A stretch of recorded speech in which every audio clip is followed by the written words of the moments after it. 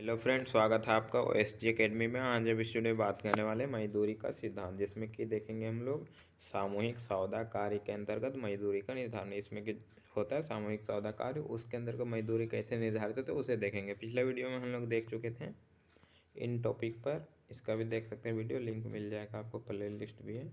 तो इसमें देखे थे परंपरावादी मजदूरी का सिद्धांत, जिसमें कि इन टॉपिकों पर चर्चा की गई थी। आज हम लोग देखने वाले हैं सामूहिक सौदा के अंतर्गत मजदूरी का निर्धारण किस तरह से किया जाता है उसे।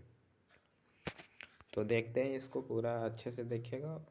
इसमें जो सामूहिक सौदा कार्य के अंतर्गत मजदूरी का निर्धारण होता है, उसमें श्रम संघ द्वारा जो होता है, श्रम संघ श्रमिक के जो ग्रुप होते हैं उसमें, तो श्रम संघ जो होता है वह नियोजक से या फिर पूर्ण उद्योग की स्थिति को प्रदर्शित करता है। श्रम संघ को आप बोल सकते हैं नियोजक, या फिर एक उद्योग टाइप का बोल सकते हैं, प्रदर्शित करता है, जिसमें कि अकेला क्रेता का सामना करता है। यानी कि एक ही विक्रेता होता है और एक ही क्रेता होते हैं।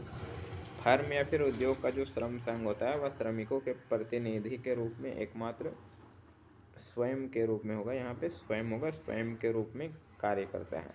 अतः श्रम संघ जो है नियोजक के लिए श्रम का अकेला विक्रेता होता है, और श्रम संघ को जो है श्रम बेचने का एक अधिकार प्राप्त होता है। यानी कि श्रमिक का जो ग्रुप होता है वह श्रमिक को दे सकता है किसी को, या फिर नहीं दे सकता है, उसके एक अधिकार होता है, यानी कि उसे प्राप्त होता है, और वह अकेला विक्रेता कहलाता है श्रमिकों के बेचने के लिए।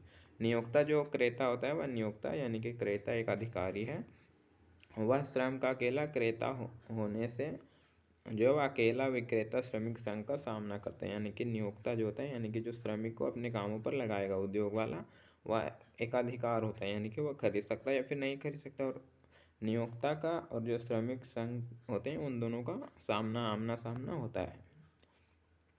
आगे देखें तो द्विपक्षीय अधिकार का विश्लेषण की सीमा, यानी कि दो पक्षीय है, पहला नियोक्ता है, दूसरा है श्रमिक संघ।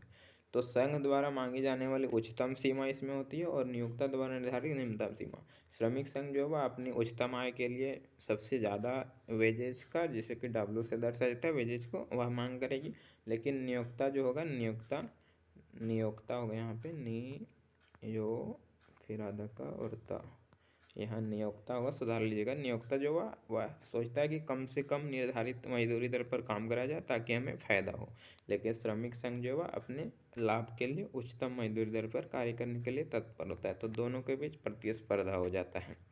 ऊपरी तथा निचली सीमा के बीच जो सामूहिक सौदा कार्य के अंतर्गत मजदूरी का निर्धारण होता है वह अनिर्धारणीय होती है, यानी कि दोनों के बीच में हो ही नहीं सकता। एक अधिकतम सोचता है, दूसरा न्यूनतम सोचता है। श्रमिक संघ अकेला विक्रेता होता है, आप लोग याद रखिएगा, और क्रेता एक अधिकारी, फर्म श्रम की अकेली क्रेता होती है। अब देखते हैं इसे चित्र के माध्यम से। यहाँ देख सकते हैं न्यूनतम सीमा जो है W0 है। यहाँ W0 पर जो G बिंदु है, इस समय जो सबसे पहले आप लोग यह SL जो है सप्लाई है, श्रमिक का सप्लाई, यानी कि सप्लाई ऑफ लेबर, और यह डिमांड है, डिमांड ऑफ लेबर, जो कि VMP और MRPL के बराबर है। तो इस समय जब मांग और पूर्ति आपस में बराबर है बिंदु E पर, लेकिन जब W1 है, श्रमिक की मजदूरी दर W1 है, तो इस समय श्रमिक ज़्यादा है लेकिन मजदूरी दर कम है। लेकिन सोचता है फर्म वाला कि हम G बिंदु पर मजदूरी रखेंगे, यानी कि W0, जो कि न्यूनतम सीमा, ताकि हमें श्रमिक को इतना लगाएंगे, यानी कि OL0 श्रमिक प्रयोग किया जाएगा, मजदूरी W0 के बराबर दिया जाएगा, यानी कि निम्नतम मजदूरी।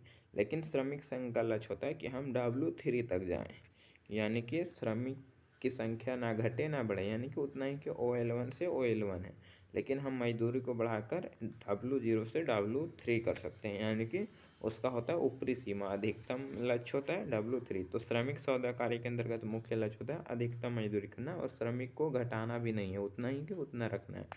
अगर श्रमिक संघ F बिंदु पर होता तो मजदूरी बढ़ जाता, इतना बढ़ता W0 से W2, और श्रमिक की मात्रा भी थोड़ा सा बढ़ जाता। लेकिन वह सोचता है कि श्रमिक उतना ही रहे लेकिन मजदूरी दर जो वह अधिकतम हो, यानी कि बेरोजगार कोई ना हो और मजदूरी भी बढ़ जाए, यानी कि सभी की आर्थिक स्थिति सही हो जाए। तो इस स्थिति को देखते हुए इस चित्र में दिखाया गया है, यह G है जो वह है न्यूनतम मजदूरी, H जो अधिकतम, यानी कि वह W4 पर रहने के लिए कोशिश करता है, जो श्रमिक संघ होते हैं उसके द्वारा निर्धारण। लेकिन जो फर्में होती हैं वह W0 पर काम करवाने को तत्पर होती हैं।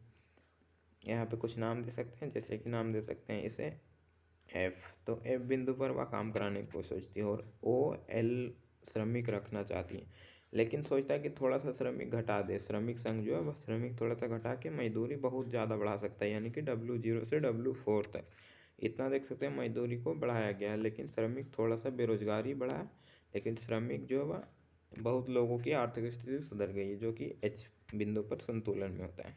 तो इस तरह से कुछ होता है इसमें। तो वीडियो अच्छा लगा लाइक कमेंट, तो चैनल को सब्सक्राइब कीजिएगा। नेक्स्ट टॉपिक के लिए कमेंट कीजिए और बाकी नोट्स के लिए प्लेलिस्ट बना दिया गया है, उससे जाकर चेक कीजिएगा।